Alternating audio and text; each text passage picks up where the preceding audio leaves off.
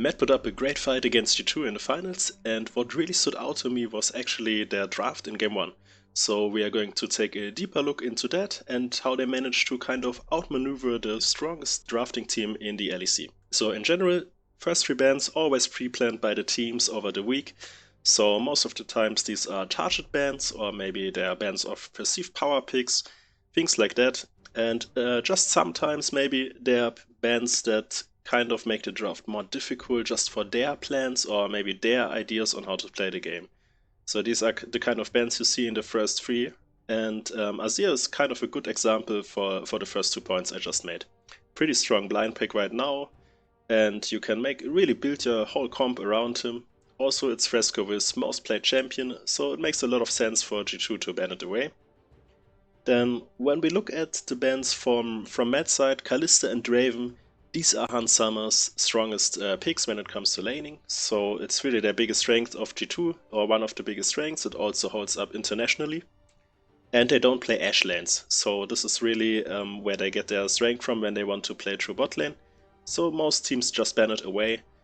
And yeah, we could already see this at Worlds or at like Summer Split Finals last year, that the teams always just banned Kalista Draven every time, so really no surprises there. Then comes the Xayah ban, also from G2, and this is probably the ban I least understand, at least in a vacuum. But when we look at the way G2 enjoys playing the game, at least this split, they go for a lot of pick comps and things like that, and Xayah is probably the single best AD carry when it comes to this style of play. If you want to go against this style of play, you pick Xayah, and she has a really good disengage, and she's really good when the enemy team wants to come into you. So also this ban kind of signals a Vi pick for G2. They picked it quite a bit, this split. And it's probably the best AD carry as well against Vi. And then the last ban for Matt is Maokai, which is just a good flex pick for blue side because he can go jungle and support right now. Offers a lot of control in team fights, just a good pick, so pretty normal ban. So what do these bans mean? It means they leave Senna open for G2. And Senna, one of the most important picks right now. They could also go Varus first pick, I think, which would leave them a bit more flexible. But they favor to pick away the Senna here. I think the reason is mainly because Super played a lot of Senna in the playoffs, so they kind of want to pick it away as well. But if we compare it, for example, to a Varus first pick, it's not as flexible and kind of locks you in what you want to do. But we see a lot of Senna right now. Senna really is in a strong state because of the items, so items work really well with her right now, the lethality items. And we often see like Senna Nautilus is probably the most prevalent one right now. Sometimes Senna Tank Bench is also pretty good. And in Europe, we see mostly farming Senna actually, which has certain advantages to the fasting Senna we see a lot in LPL and LCK. So the advantages of farming Senna is that you get your item power spikes quicker, so you kind of scale up a bit quicker in this way. Also another advantage is your support is much more flexible and he is much more free to go wherever he wants. So he can go to the grubs maybe, or he can go help his mid laner push out the wave, things like that, because he doesn't have the responsibility of farming. So these are the advantages when you play farming Senna. Also, when you are playing farming Senna and maybe your weak side when your support is away, you can like go and roam around and get some souls, things like that. So it works pretty decently like that. And right now the stack count you get as farming Senna is not that low that it's unplayable. So this is probably why LEC teams prefer farming Senna right now.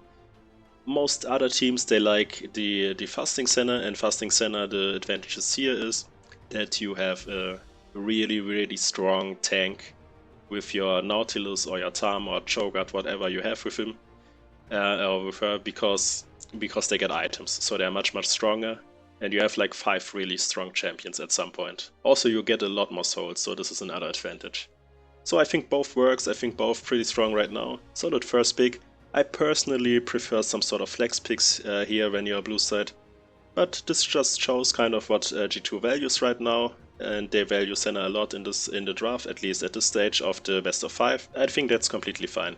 So when we look at Mad Lions now, first rotation is Varus and Rell.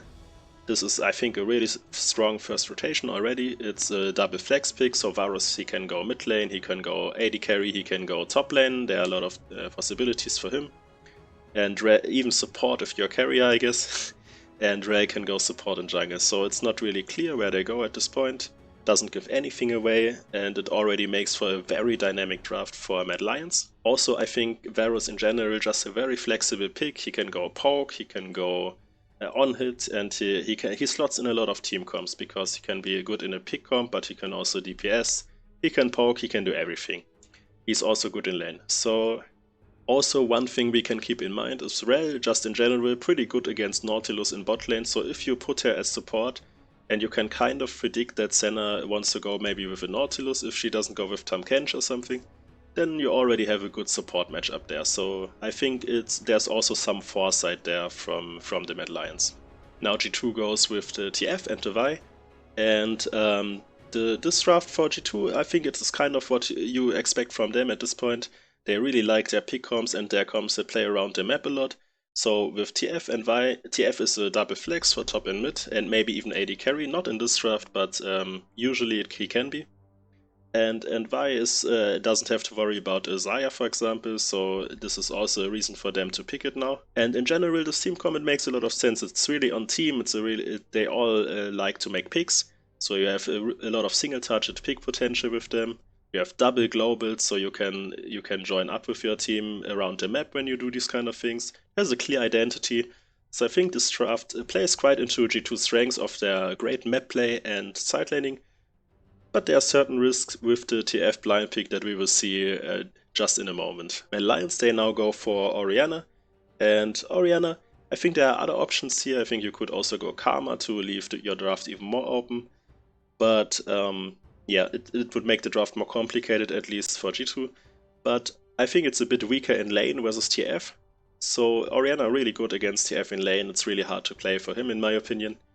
And I think Orianna also with Azir banned a strong enough blind pick to pick her like that. It works well with their champs as well, with the Rel for example.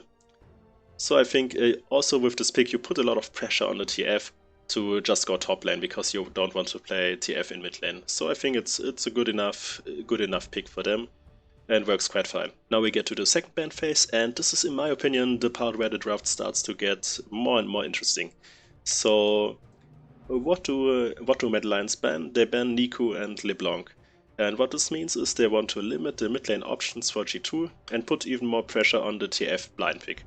Because now you have less, if you put TF top, which G2 probably wants to, or prefers to do, you have a lot less options now. You can play Azir, you can play Niku, you can play LeBlanc, there's less options against Orianna now. And so this also really strengthens kind of your only blind pick that doesn't get flexed, which is your Orianna. So I think it makes a lot of sense. There are still some options for G2, like a Hue, for example, could work, or in some form maybe even a Zera, things like that. But these are a lot less mobile options. And G2 bans Ivern. I don't like this ban this much, because Rel is still a flex pick, it can still be support, it can be jungle.